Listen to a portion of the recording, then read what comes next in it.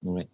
So ini topiknya group kita dah masuk ke group. Maksudnya kita dah okay dengan definition of set. Okay, apa itu set, and then definition of binary operation. Apa itu binary operation? Okay, groups. So before we go into group, kita recall dulu apa ni basic algebra that we have come into during our high school ataupun kita punya primary school. Okay. Okay, so biasanya kita ada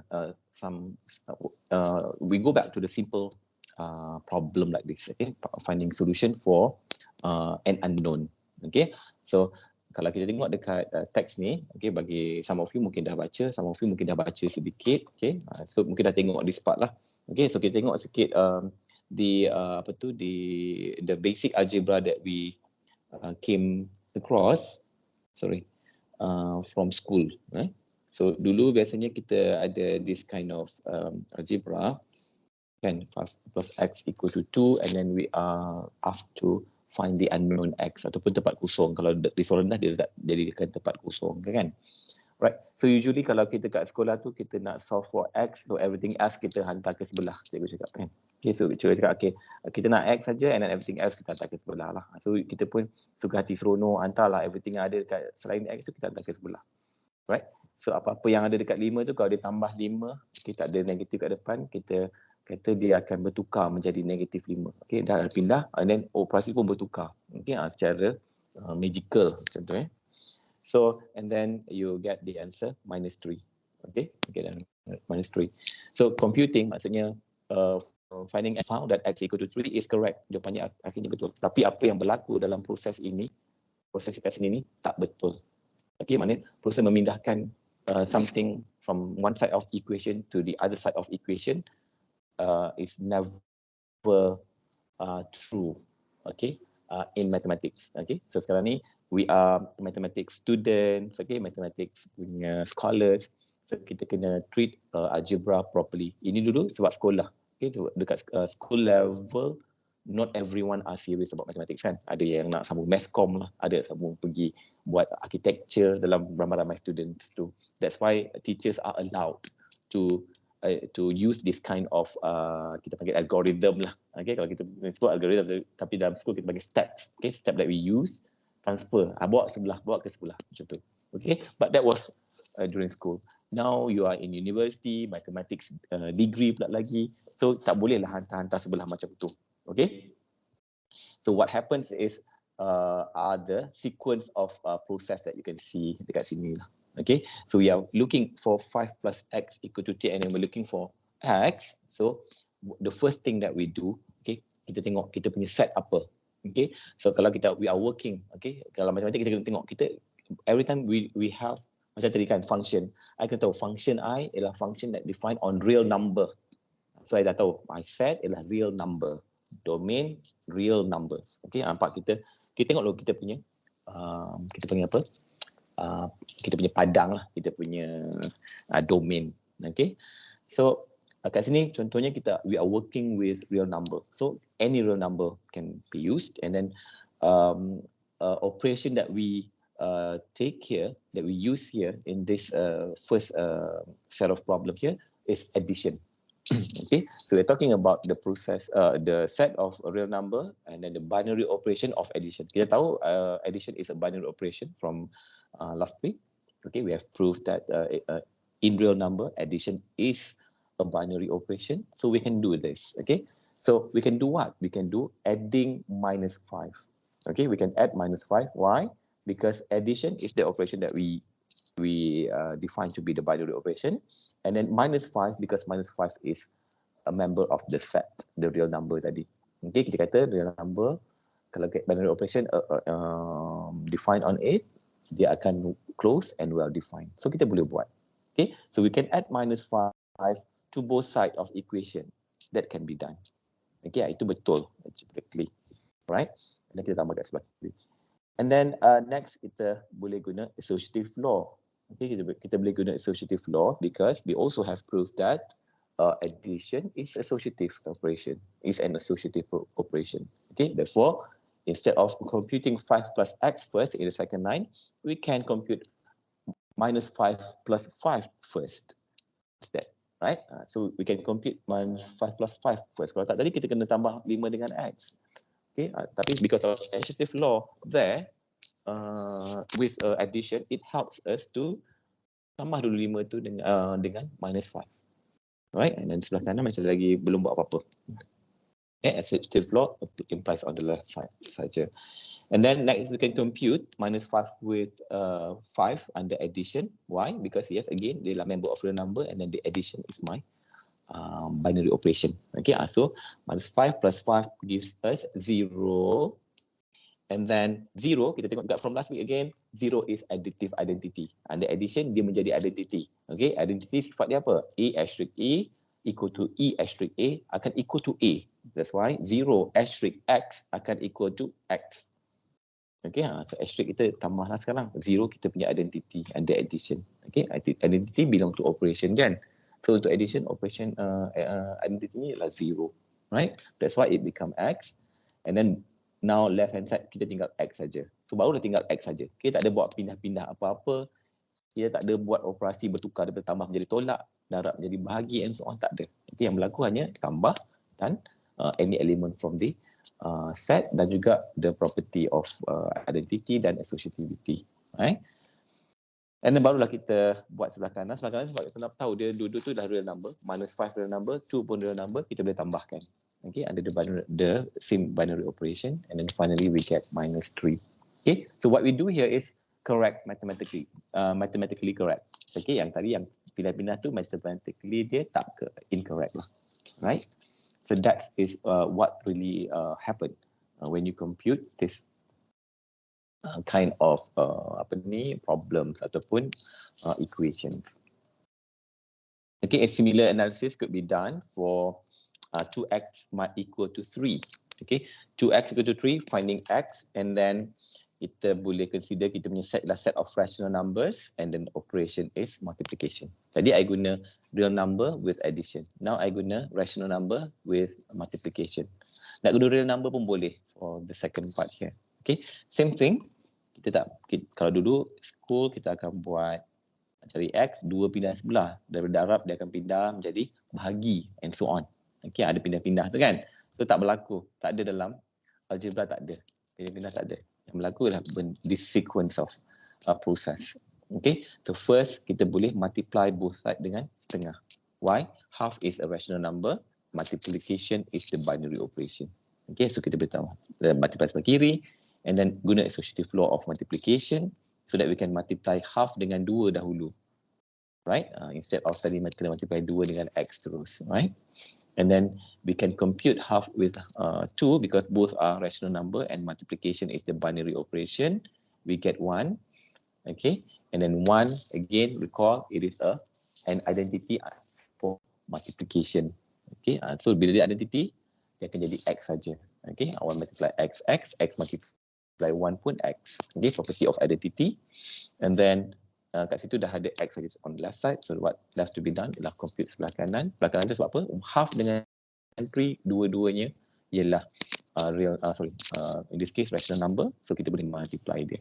Okay, gives you 3 half. So that's the process lah. Okay, so kita conclude kat situ. Apa yang kita nampak berlaku ialah the use of associative property. Okay, being used in the process of solving. The identity element always being used in both case. Untuk addition pun kita guna identity, untuk multiplication pun kita guna property of identity. Kalau tak kita dapat solve the problem. Okay, and then ketiga, the existence of inverse for each of the elements. Okay, inverse of every element dalam case pertama dan juga case kedua. Right?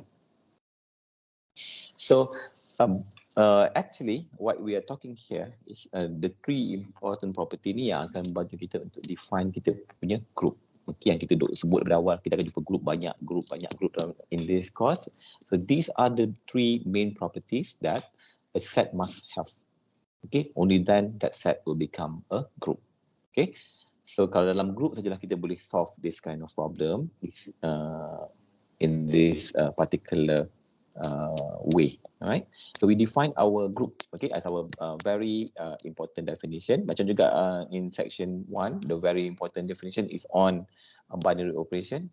Second chapter atau second section ni, our main definition is definition of group. Okay, so whenever we go group, kena always reflect back to this definition. Okay, kena satisfy all the need of the definition. Binary operation itu ada dua, close and well defined. Group ada beberapa lagi. Okay, so kita tengok group. So a group G, okay, ini contoh binary structure. Okay, kalau you baca in the preliminaries, ini maksudnya ialah kita ada set together with binary operation. Okay, itu pun a way of writing a group juga. Cuma as we go on, kita dah tak tulis dalam bentuk ni dah. Kita akan tulis bagi group G saja. Okay, kita sebut je group G. Kalau group G maknanya kita tahu dalam group G ada set G dan binary operation-nya yang kita akan sebutlah apa dia. Okay, so a group G, a group is a set G close under binary operation asterisk. Okay, so G dengan asterisk tu dia mesti satisfy tu dulu. Kita kena ada set dan ada operation yang close. Okay, dan close under a binary operation. So binary operation, you tahulah dia kena satisfy well defined and closure property ke dalam set G tadi. Alright, so dekat sini dia masih lagi set. So bila dia satisfy following axiom, dia kata such that the following axiom are satisfied. So means that we need to satisfy the following axiom, barulah set G menjadi group. Okay, so apa dia punya properties ataupun axiom that need satisfy? Ada 3. Yang pertama ialah the associativity of the binary operation. Okay, so kita kena tunjukkan yang associativity itu hold. Okay, maknanya kita ambil any 3 free variable. Okay, tak boleh guna example. Okay, kalau guna example boleh, tapi untuk menunjukkan dia bukan group. Okay, tapi kalau nak tunjukkan dia group, tak boleh guna example lah. So kena ambil any free variable like this, show that the left and right hand side ni untuk associativity test ni equal. Okay, tapi kalau you guna example dapat tunjukkan dia tak equal, dan it means that okay, tak payah check kedua ketiga dah, confirm dia bukan group. Okay, no need to go to exam kedua dan ketiga. Right? Okay, tapi okay, consider that exam 1 kita pass. Betul, kita dapat tunjukkan yang associativity, the associativity of the operation, dan kita pergi ke yang kedua. Yang kedua kita kena tunjukkan in that set G ada elemen E ataupun identity yang kita define dalam set 1, section 1. Okay, maksudnya untuk semua elemen dalam G, this is satisfied. Inilah definition of identity lah from last week. Okay, so maksudnya ialah we need to show that identity element for the asterisk is there in that set juga. Okay, maknanya dalam set G tadi ada juga identity untuk asterisk. Okay, maknanya kalau set I ialah set of real number under addition.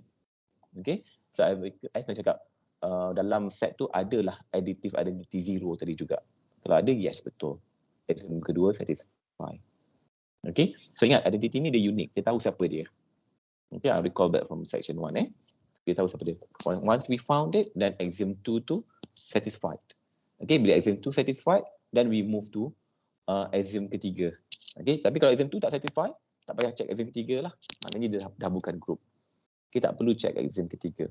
Okay, but now, if axiom 1, axiom 2 pass, true, satisfied, ataupun satisfied, kita pergi ke axiom ketiga. Axiom ketiga, kita kena tunjukkan for each element in the group G, there is an element A prime such that A asterisk A prime equal to A prime asterisk A equal to E. Ini pun kita jumpa dalam section 1. Okay, the inverse for the element. Okay, cuma sekarang ni untuk dia jadi group, semua elemen kena ada inverse.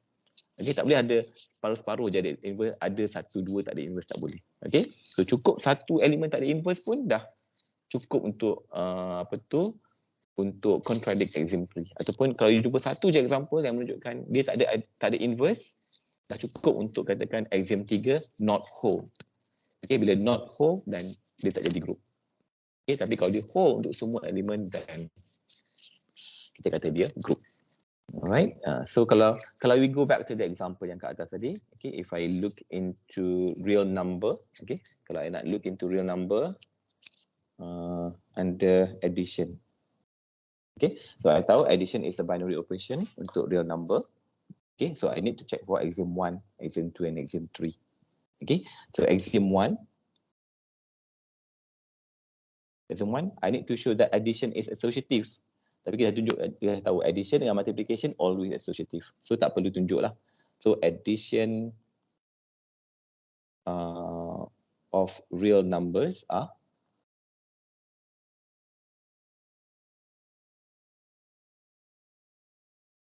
always associative. Bukan are. Always associative.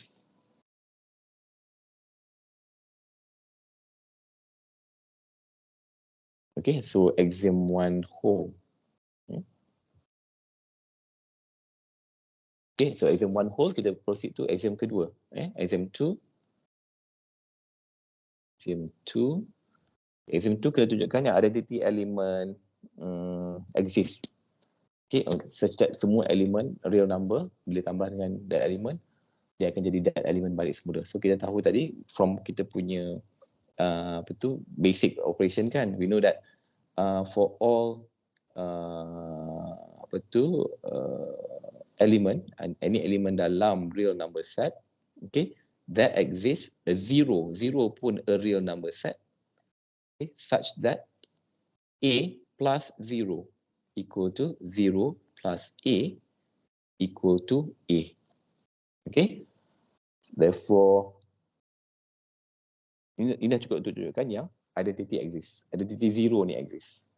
Okay, sebab 0 tu unique, kita tahu siapa dia. Okay, therefore exam 2 is just a way of writing your answers lah.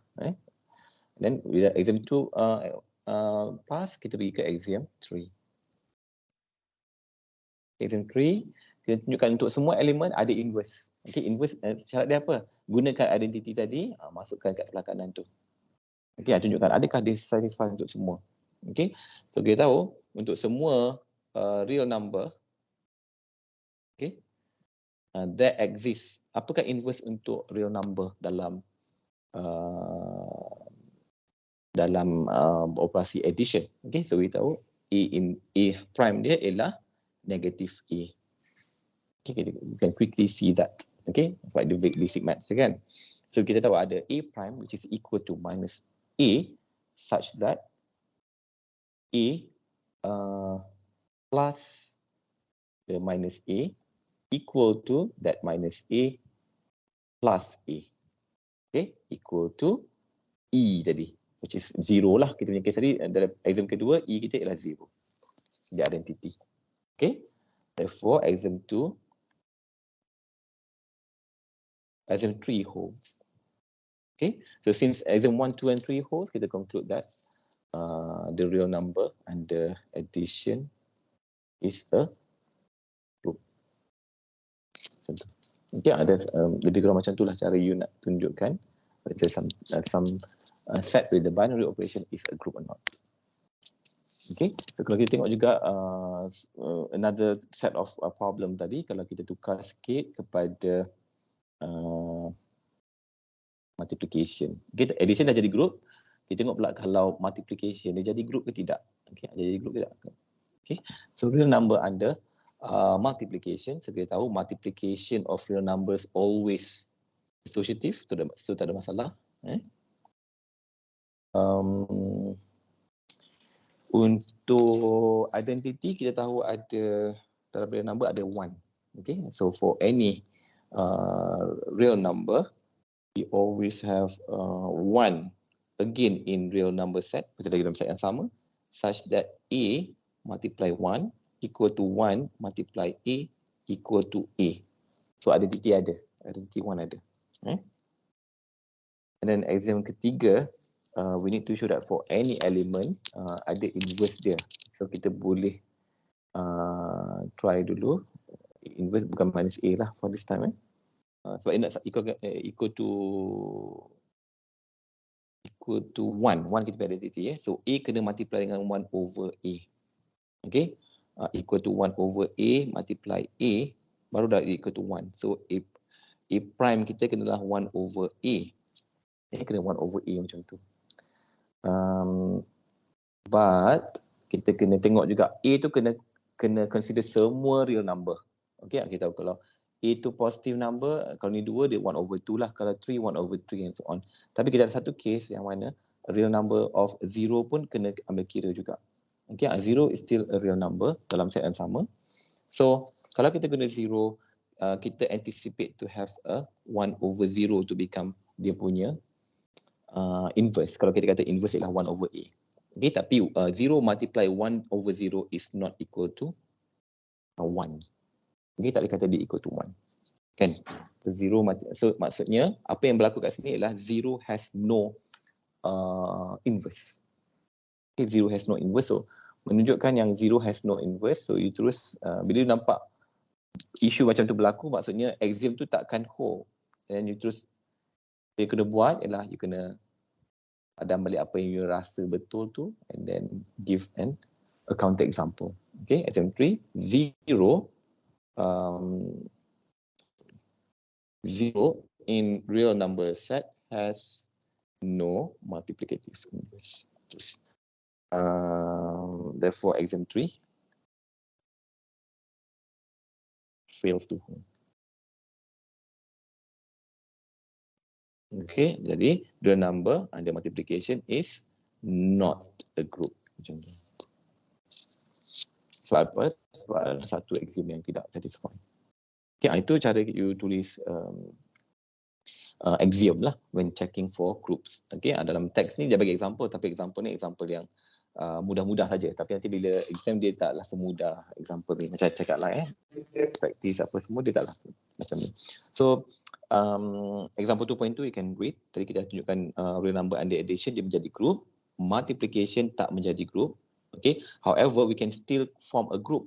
Okay, sebab nampak exam 3 je yang problem, and then problem only with 0 saja kat situ. So why don't we keluarkan 0 daripada set tu?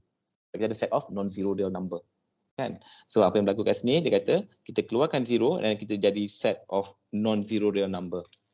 Kalau non-zero real number, you check on all the 3 axiom tadi, dia akan satisfy ketiga-tiganya. Okay, sebab apa? 0 tak terlibat. Tadi isu dekat 0 je ada inverse. Elemen lain semua ada inverse kan. Jadi kalau kita keluarkan 0, dia boleh membentuk group. Okay, so boleh tulis balik that axiom 1, 2, 3, real number, non-zero real number under multiplication become group. Okay, so kita akan dia kata it is often convenient to say that G is group under operation ni. Okay, biasa kita ni yang cakap tadi. Kita akan guna that notation, okay, rather than menggunakan this one. Lepas tu kita tak gunakan that triangular bracket untuk represent kita group. Biasanya kita sebut group under whatever operation. Macam tu. Okay, G is a group under some operation. Okay, and furthermore, we can also define a special type of group we call as abelian group. Okay, tadi kita nampak ada exam 1, 2, 3. Exam 1 kita check for associativity. Itu kena untuk jadi group. Alright. But furthermore, if your operation is also abelian, also commutative, we call that group as abelian group. Okay, so maksudnya tadi yang kita tunjuk real number under addition dengan non-zero real number under multiplication, not only they are group, they are also abelian group. Okay, sebab operation mereka tu commutative. Okay, example 2.4, okay, positive real number. Okay, kalau ambil positive real number under addition is not a group. Okay, axiom mana yang akan fail? Axiom yang kedua. Okay, sebab 0 tak ada. Okay, 0 kena ada untuk addition. Identity for addition. So positive real number, 0 tak termasuk. Jadi quickly you can say that axiom 2 fails to hold. Tak perlu tunjukkan axiom 1. Tak perlu tunjukkan axiom 3. Okay, kalau you nampak dengan cepat lah. Okay, sebenarnya axiom 1, 3 tak perlu check pun. Kalau tulis pun tak ada markah. Example 5. Set of all non-negative integer including 0 under addition is still not group. Okay, dia kata kalau ambil semua non-negative, nak try 2.4 tu kan, cuba masukkan 0. Adakah dia jadi group? Masih lagi tidak group. Walaupun axiom 2 akan hold sebab dah ada 0, tapi nanti kan ada pula elemen yang tak ada inverse. Contohnya element of 2. Okay, 2 perlukan negative of 2 baru dia boleh jadi inverse. Okay, so still example 2.5 tak menjadi group. Okay, tak cukup axiom 3 tak pass. 2.6, okay, additive property of integer, rational, real and complex number show that these sets under addition are of course abelian groups. Okay, untuk addition dia senang menunjuk menjadi group ataupun abelian groups. Okay, to multiplication jadi tricky sikit because of the 0. Positive integer ada multiplication is not a group. Identity ada tapi inverse pula tak ada untuk 3 contohnya. Okey, sebab untuk 3 kita perlukan multiplicative inverse. Okey, kalau multiplication kena cari multiplicative inverse. So multiplicative inverse untuk 3 ataupun untuk 3 is 1/3, but 1/3 is not in the set of positive integer. Okey, dia sejenis rational number. Okey, bukan integer. Okay, and then multiplicative properties of rational and all those number show that positive rational, positive real number, and non-zero of the numbers of rational, real, and complex under multiplication are also abelian groups. Okay, I can check exam 1, 2, 3 macam tadi kalau you nak. 2.9 set of all real valued function. Okay, yang kau sebut tadi, tapi under addition. Okay, under function addition is a group. Okay, with domain R, under addition is a group, and the group is abelian. Okay, function addition boleh jadi group. Example lain, linear algebra. Okay, untuk vector space. Okay, so vector addition also abelian group. Okay, example 11. Set of matrix with real entries. Okay, under addition is a group. Okay, is a group. So kena tetapkanlah m by n yang berapa. Okay, so zero matrix ialah kita punya identity matrix, right? And then the matrix is the group is abelian. Okay, under multiplication dia tak jadi group lah. Okay, dia tak jadi group sebab apa? Sebab ada zero matrix nanti yang tak ada inverse. Okay, so those are example of groups and abelian groups. Okay, group yang kita nampak kat atas ni kebanyakannya abelian. Sebab apa? Kita gunakan addition, multiplication. Addition, multiplication. So there are also many groups which are not abelian. Okay, kita akan tengok nanti dalam special chapter non-abelian examples. Here we show to you the important first two example of non-abelian group. Okay, non-abelian group. So the first one, okay, walaupun leceh macam nak baca, tapi it's important for you to understand this. You akan jumpa lagi dalam section 4 dan juga section 8 nanti. So, pada definition kat tu, isometry of dekat 213, example. Ni example of non-abelian group. Okay. So we let T kita punya set lah sekarang. Set T ialah set of all isometries of the plane. Okay. So recall balik lah apa yang kita belajar dalam isometry, dan it is defined here. An isometry of the plane is a function mapping the plane to the plane. Okay, the plane to the plane. Okay, maknanya ambil plane ke plane yang sama. Okay, satu plane dia akan map to plane yang sama, which preserve distance. Okay, which preserve distance. So if phi is an isometry of the plane and p, q are points in the plane, then the distance between p and q is the same as the distance between phi of p and phi of q. Sorry. So itu isometry of plane. Okay, so kalau you recall back from high school juga, you ada belajar sikit about rotation, translation of plane. So those are kind of example of function yang bermaksud isometry of plane. Okay, sebab tapi bukan semua translation. Certain translation akan ikut isometry of plane.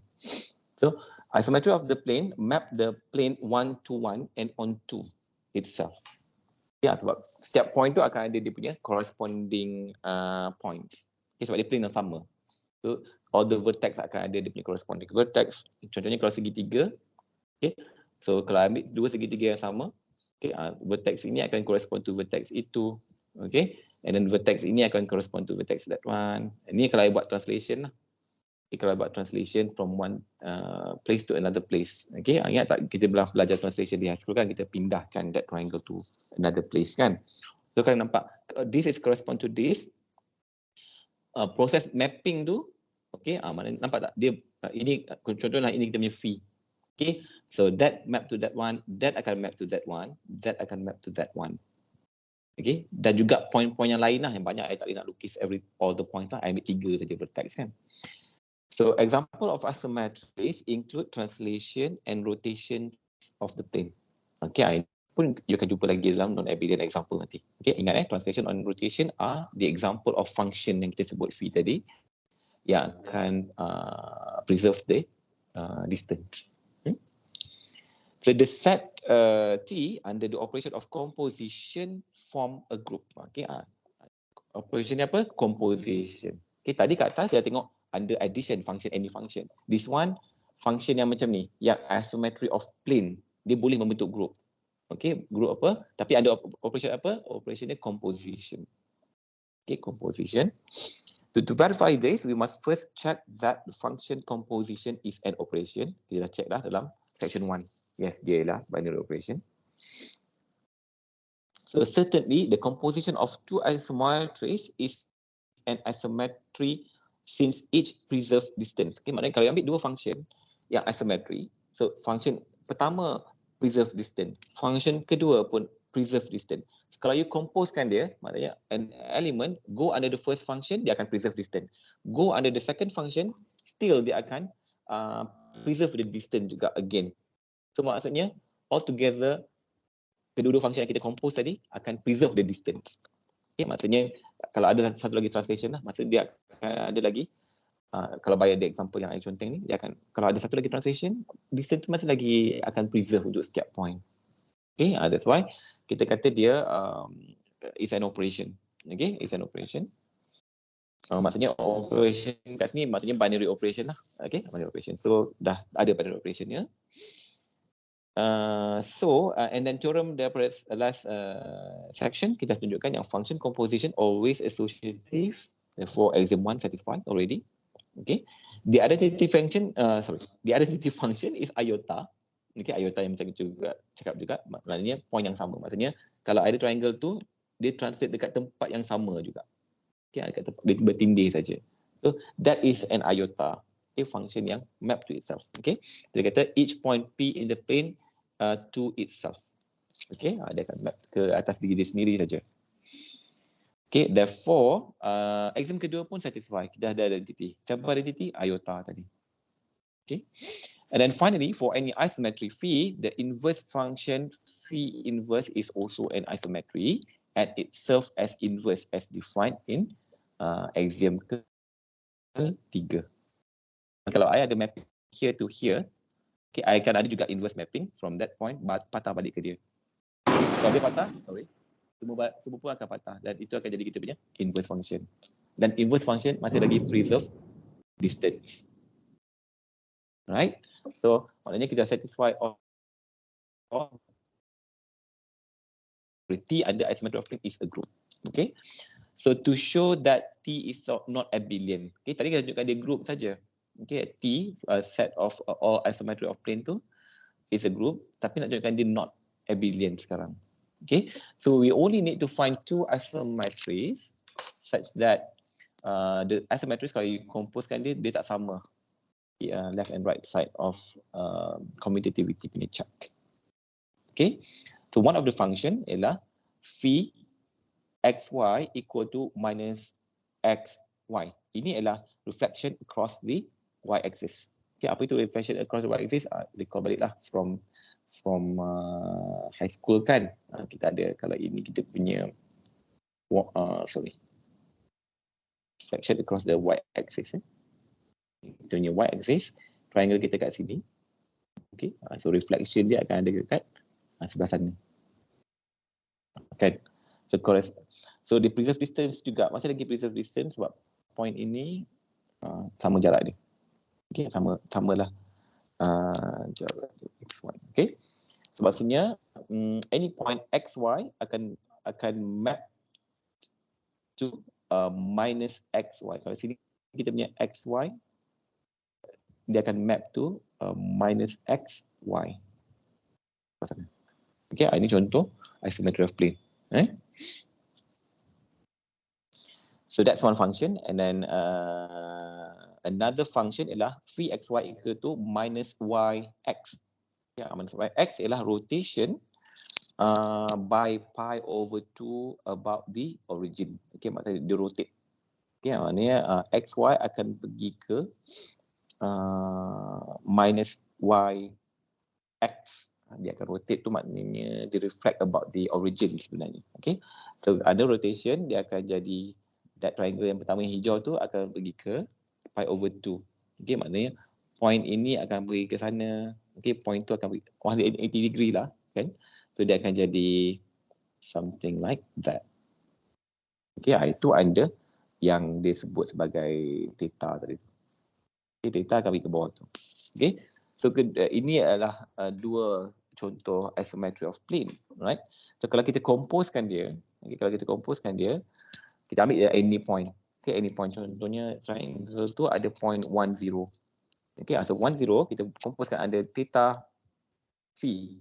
Okay, ada theta phi, dia akan bagi you 0, 1 at the end. Okay, maknanya kalau pergi under theta dulu, and then baru pergi under phi, dia akan pergi ke 0.01. Tapi kalau dia pergi under phi dahulu, baru pergi under theta, composition yang terbalik, dia akan pergi ke point lain, 0, minus 1. Okay, 0, minus 1. Therefore, we say that function composition itu tidak commutative. Okay, tidak commutative in general. Therefore, T is not abelian group under function composition. Tapi dia group, cuma dia tidak abelian. Right? Kita akan jumpa ni lagi kerap in our non-abelian example nanti. Alright? But please have a feel of this example. Very important one. Okay? Okay, next one, 214 adalah example about matrix. Ni senang sikit nak ikut lah sebab kita dah biasa dengan matrix. To show that the subset S, Mn ni ialah square matrix, set of square matrix. So kita ambil subset yang mana kita ambil square matrix yang invertible sahaja. Okay, under mathematical multiplication is the group. Of course lah kalau di invertible semuanya ada inverse. Okay, ada inverse. So exemplary dah of course pass, right? So we start by showing that S is close under matrix multiplication. Kita tunjukkan dulu dia close under matrix multiplication. So let A and B be in the set S so that inverse ni ada sebab dia punya hypothesis cuma bagi tahu dia invertible. Okay, so bila dia invertible, A multiply A inverse and B multiply B inverse always equal to identity matrix.